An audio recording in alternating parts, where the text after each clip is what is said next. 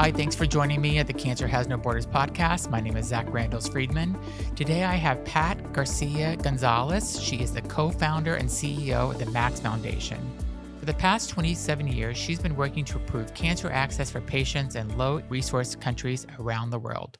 Hi, Pat. Thank you so much for being here today.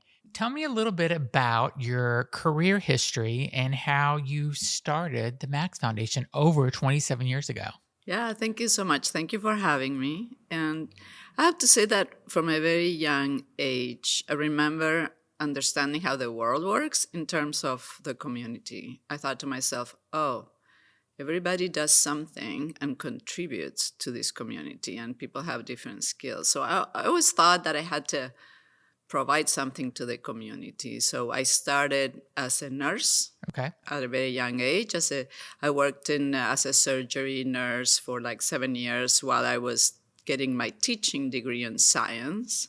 And then I discovered the environment. I think I went to do an internship in a national park, and I decided that I wanted to change my life and live in a national park and teach people how to take care of the environment. So at age 27, that was my dream. Okay. But then my stepson Max was diagnosed with leukemia. He was 14, and that changed my life, radically. Yeah. We spent 2.5 years trying to find a donor so that he could have a bone marrow transplant.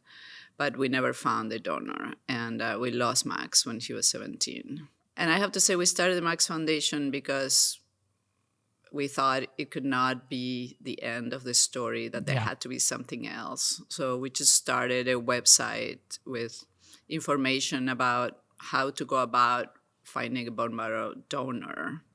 And we opened an email address, help@themaxfoundation.org. And from the first day, we started receiving so many emails from people all over the world that had a similar situation. Somebody in their family had been diagnosed with cancer. They're told they need a treatment, and the treatment is not in their country. And I learned the first lesson that I didn't not know before is that for all the new drugs that come to the market, by design, these drugs never get to half of the countries in the world. But there are people there that need them. And so one of the first emails I would receive was on behalf of a young man called Raul from Honduras. He was 22. He was diagnosed with chronic myeloid leukemia, the same leukemia Max had had. But by then, there was an innovative treatment coming to the market from Novartis. And so we just called to see if they could help him. And to make a very long story short, he became patient zero of this program where we channeled this drug to patients in about 80 countries in the world that otherwise would have no access to it. Wow. So that's how we started. And, 27 years later, we have helped more than 100,000 patients like Raul in 80 countries. And we have developed a very strong and robust sort of infrastructure that allows us to channel innovative medicines to patients in countries where these drugs are otherwise not available. Do you ever take a moment to kind of step back and think, I've helped 100,000 people, but it's not just those 100,000 people. You've also helped their families, because whenever someone has cancer in someone's family, it's families, it's friends, it's work. I mean, have you thought about that impact? That's amazing. For me, my goal every day is to help one more patient. Yeah. But there are moments when I take a step back. Yeah, you have to. That's so amazing. Last year I walked into a crowded hospital in Nepal. It was my first visit to Nepal. And I had to walk through this hallway, and when I got to get to the consultation room, and when I got to the consultation room, there on the wall was a picture of Max. Oh. And that was a moment for me. Yeah. Where I thought, wow, I never thought. And I feel so privileged, and I feel so lucky that I have been able to be a part of families not having to go through what what we went through. Whenever you put up this website, when you first started, and the email address you started getting, did you ever in your wildest dreams think you would have this much of an impact this many years later? Really, no. We didn't have big dreams. We just wanted to help people, and I think that this is what we still want to do every day. We want to find people that can be helped. There is a lot of challenges for people that are diagnosed with cancer in low-resource countries. Yeah. And many of those challenges we cannot overcome. But there are many that we can. And we can prevent unnecessary deaths from young people, and we can bring dignity and we can bring hope. I think those are the two things I'm most proud of, that, not only, yes, we bring the access to the treatment, but it's the dignity and the hope that comes with that is so important. Can you talk to me about, I got a pretty good sense of your mission, but can you kind of talk to me about your official mission of the Max Foundation? The official mission is to accelerate health equity. And we do that by delivering, medicines, technology, and services to patients in countries where otherwise these services are not available. And philosophically, the Max Foundation, we always want to help those that no one else is helping. Okay. And how are you kind of selecting the countries or the areas that you're going to help? Like, so, Honduras is an example of where you went for this one patient. Is it more the low income where there's not a lot of care in these countries? Yes. If you think about it, in the commercial world, everybody starts at the top of the World Bank list of countries. Yes. We start at the bottom. Okay. And we want to make sure that, we help people in the lowest income places in the world. For example, I know a patient called Rose. She's like 58 years old. She's a mother of 6. She lives in a remote island of Papua New Guinea. She's a farmer. She's a widow. So she's the only one caring for these 6 children. Oh, wow. So to me, what's really wonderful about what we do is that we recognize her as a person. We make sure that she feels that her life is important, and we're able to bring her treatment at a level of anyone that would, be diagnosed in the US or in Europe. Yeah. And how are you kind of going and figuring out the patient populations that need your help in some of these countries? How are you discovering these patients? This is a really good question.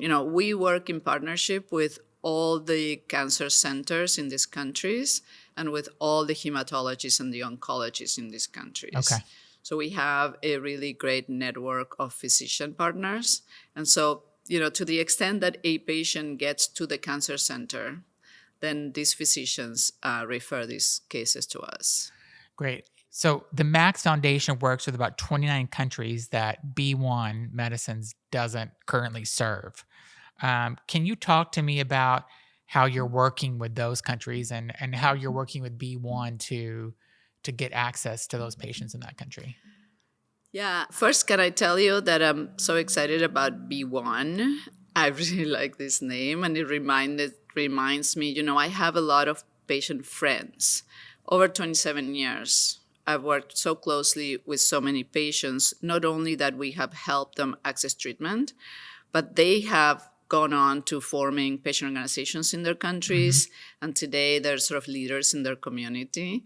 And every time I meet with my friends, I always tell them, we are one. We are one. Yeah. The Max Foundation and your organization, we are one. Because today I'm the caregiver and you're the patient. Tomorrow I can be the patient. Yeah. There is no separation between the Max Foundation and the patients. And I always say, I don't know who's helping who more.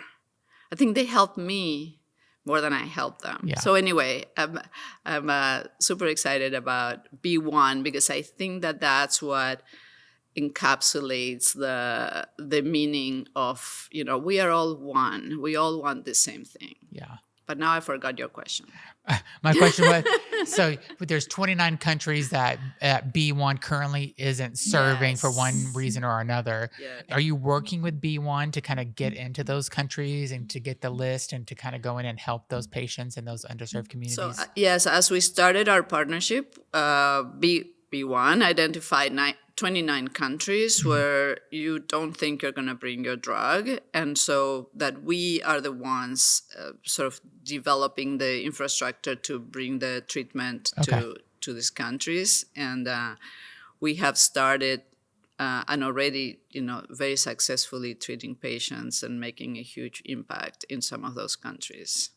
And what do you see as kind of the biggest challenges that you're running into, not just with the countries for BeOne, but just kind of overall, what is your organization running into? What challenges? Yeah, if I can just give you a sense of our operation. So we work with 300 hospitals in these, 80 countries. And we receive drugs from companies such as BeOne. As the physicians identify the patients, then we receive the drug, and we ship internationally drug to all these countries and all these hospitals. And you can imagine, so the first challenge is logistical, just the logistics of having to go from the manufacturer to the patient with a specific drug is a huge operation. So we have a lot of logistical challenges of importing the drug and making sure that it gets there safely and that the patients can get the drug. The second one is resources, because there has never before been access to these treatments, there was never a need to diagnose patients. No physician wants to diagnose a patient only to have to tell them they have nothing to do. Yeah. And so, the infrastructure is not there. So as we have the drugs available, we have to, on the other hand, elevate the healthcare system so that we can diagnose patients. Okay. And I would say the third one is stigma. And so it all works against each other, because in a low-resource country, because most patients that are diagnosed with cancer will die. Nobody wants to be diagnosed with cancer, and there's a huge stigma. So patients stay away from the hospital because they don't want to come and they don't want to hear the word, and so they come very late. And so it all kind of works together. First of all, we need to make those drugs available. Then we elevate the health system. Then we work in education and awareness to make sure that patients understand that the sooner you can get to the hospital, the better you're going to do. So are they avoiding the hospital, just like, sometimes I don't want to do my annual physical, for example, because I just don't want to go and do it because I don't want to hear if there's any bad news or anything. Is that the same thing that these patients are helping? It's happening to them as well, where they don't want to go, they don't maybe feel well, but they know that it could be something more serious, and so they're just trying to avoid that? Yes, first of all, in each country, sometimes there's one cancer center. So patients are very far away. They live in a village somewhere. They have to figure out how to get themselves to the cancer center. And so they go to the local hospital. If you have, for example, leukemia, and so your symptoms are you have a fever and you have an enlarged spleen. When you get to the hospital, the first thing they think is malaria. So they give you malaria medication and send you back home. And then, obviously you don't get better, and then you go to another one, and it takes them a long time. Yeah. Even if they want to, it takes them a long time to get refer to the cancer center and somebody to think of a specific type of cancer. So it all sort of, it's a very challenging environment for patients. So is that part of your mission as well, is to try to help people get diagnosed earlier? Yes, we work on having availability of the drugs, and then, investing as much as we can in diagnosis. And awareness and education. And this is why we work with patient leaders in the countries to form patient organizations that can provide that kind of support.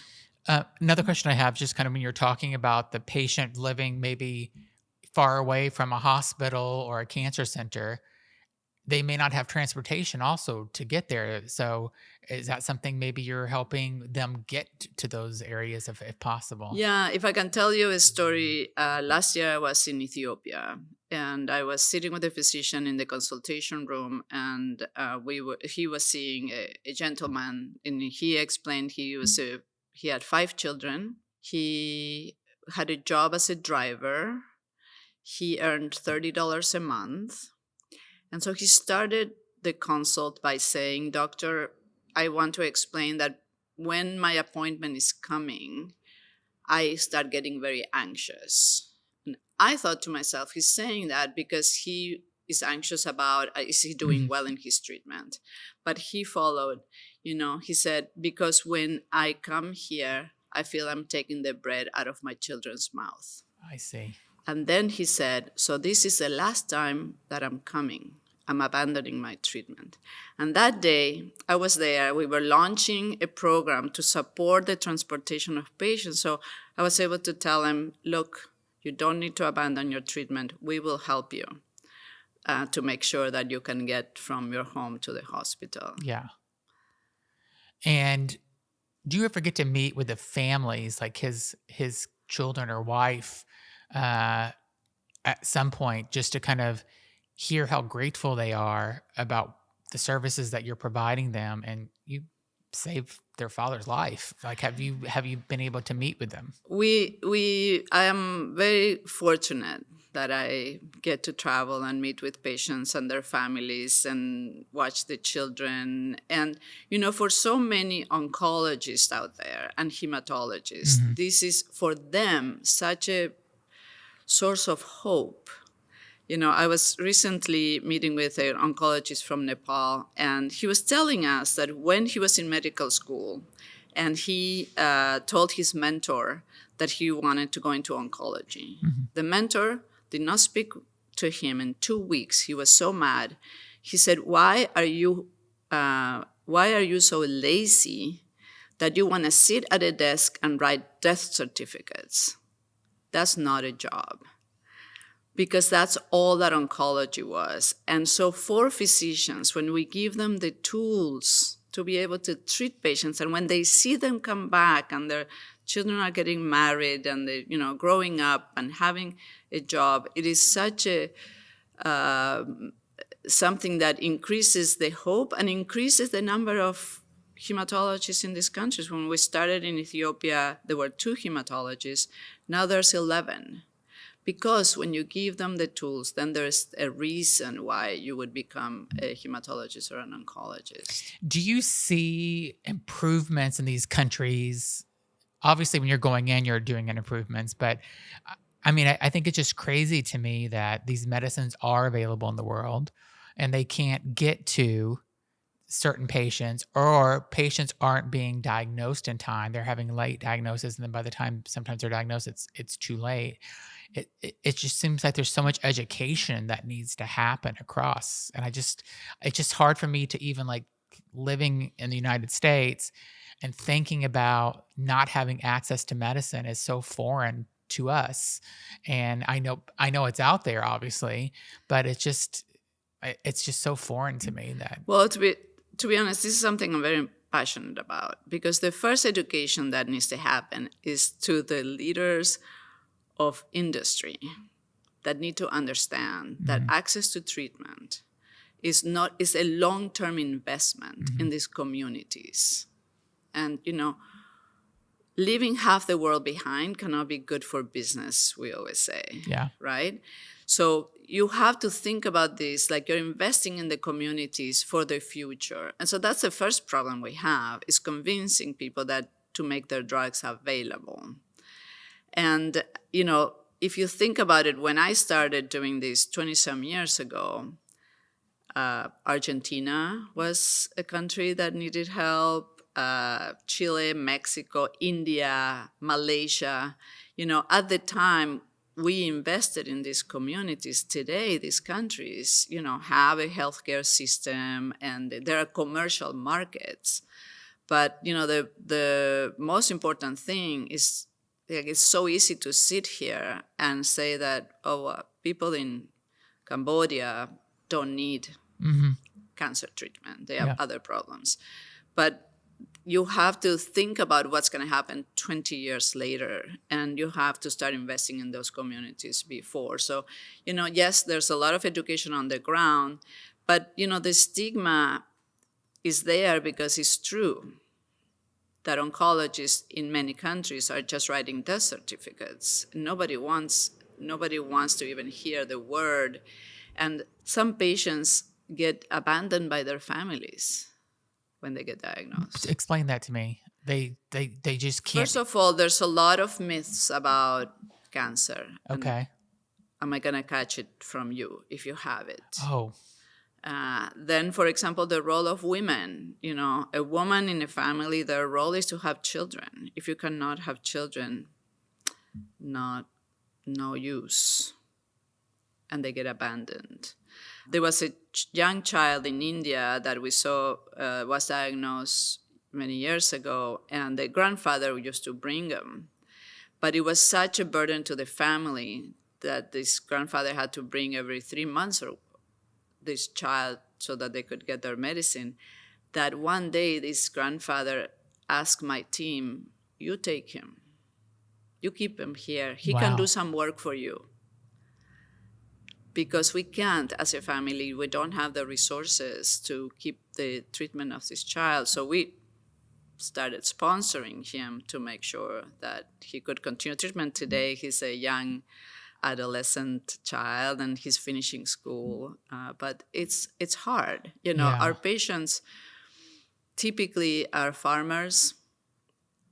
They live in villages very far away. They are hardworking.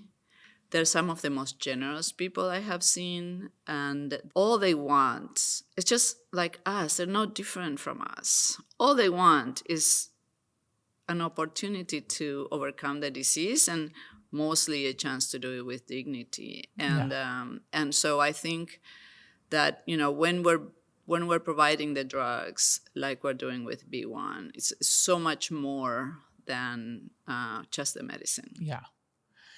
Talk to me about the caregivers that you work with. You have a let's say a father that's the farmer and bringing in the income and doing the work, and then he can't work anymore.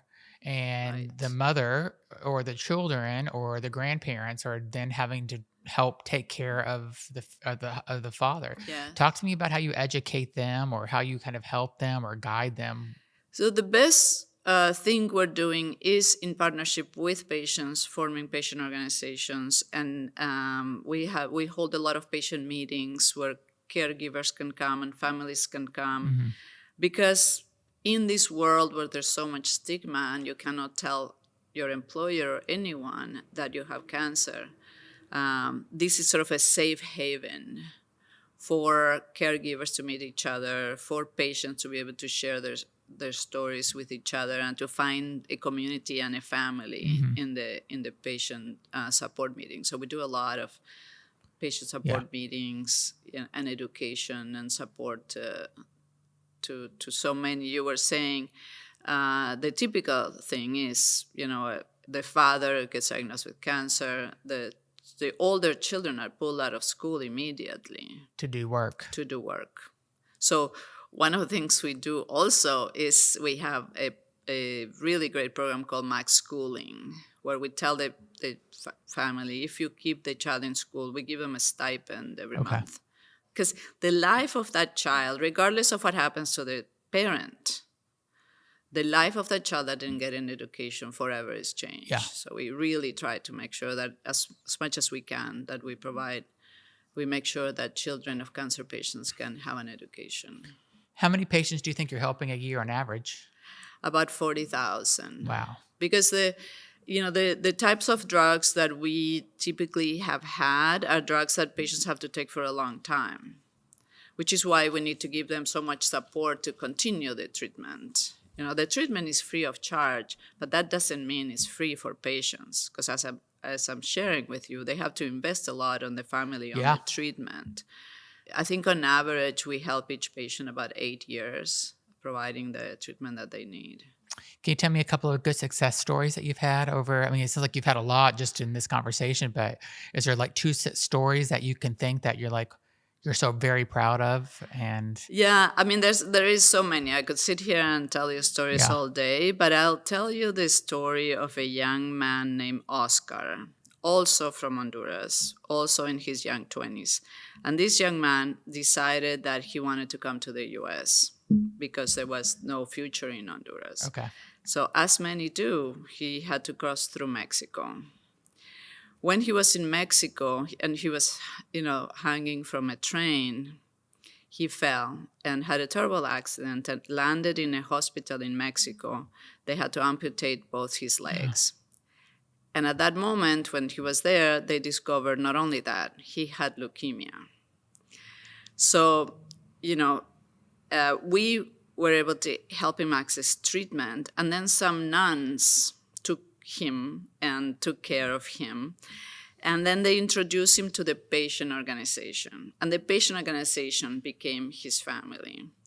And I happened to land in Mexico, and I was coming to this patient meeting. And so I found out that the patient group, the patients themselves, were trying to raise funds for the prosthetic legs of Oscar. And so there was one of the patients who his job was to make these dolls, these angel dolls, and sell them in the market. So he had made the doll, and they were going to raffle it at the patient meeting among themselves so that they all could help Oscar have his prosthesis. And then I showed up, and guess what happened? They decided he would make another angel for the raffle. They gave me the angel as a gift. It was a huge angel, which was very funny because I said, how do I bring this on the plane? But, you walk with an angel into a plane. Everybody lets you go there. Yeah. But the story is that, it takes a village, as they say. And that's the generosity and the love of patients for each other, and, how they didn't have much, but they were all sort of contributing to this young man's well-being. Yeah. I mean, I have to say, stories like this give me hope in this world, Yeah.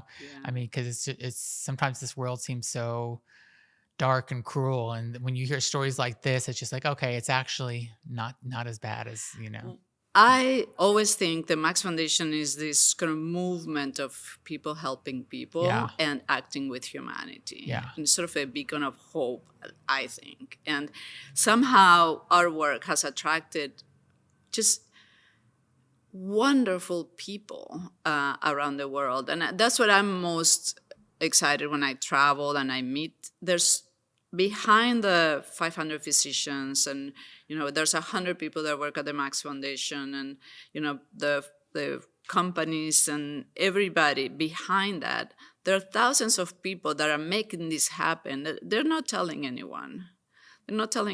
I met a young man from Sudan many years ago, and he was 33 or 34, and he had father of 2 little girls. And ever since he was helped, he told me how all the things he was doing, volunteering in this community, giving back.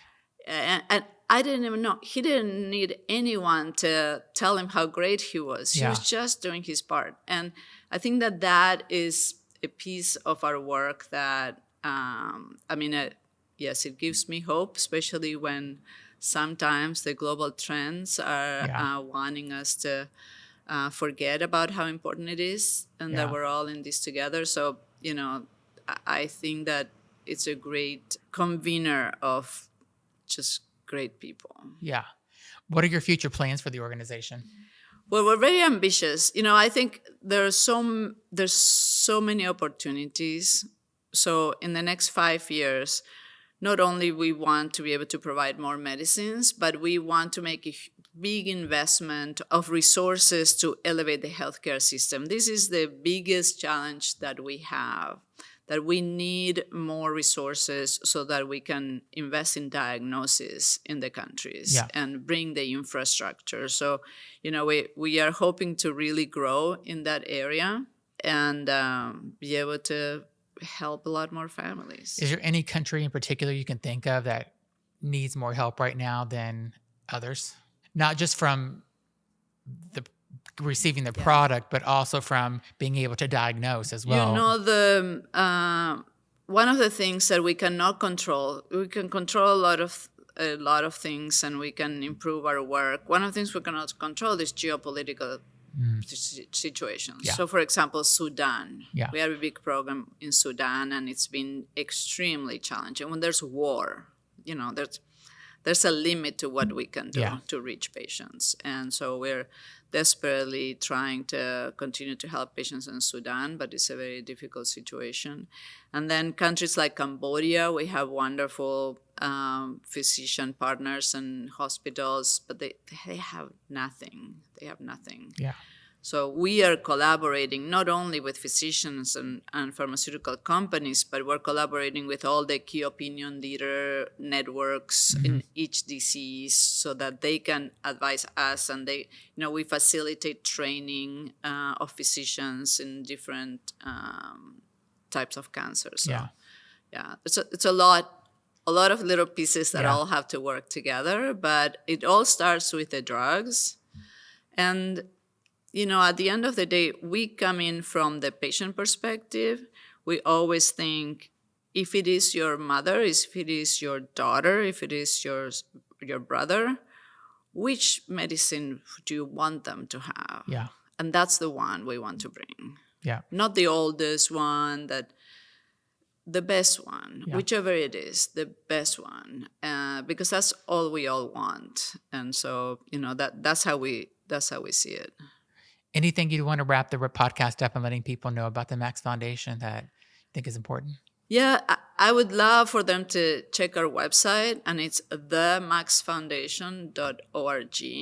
And like I said, we see this as a movement of people helping people. So if you want to get involved in an organization where that your contribution goes exactly to a particular family that we know, and makes the biggest difference that you can, then I would love to have them on board to join our movement. That's amazing. Thank you so much for being on, Pat. You're an amazing guest. What you're doing is amazing work too. So thank you so much. I appreciate it. Thank you for having me. Thank you.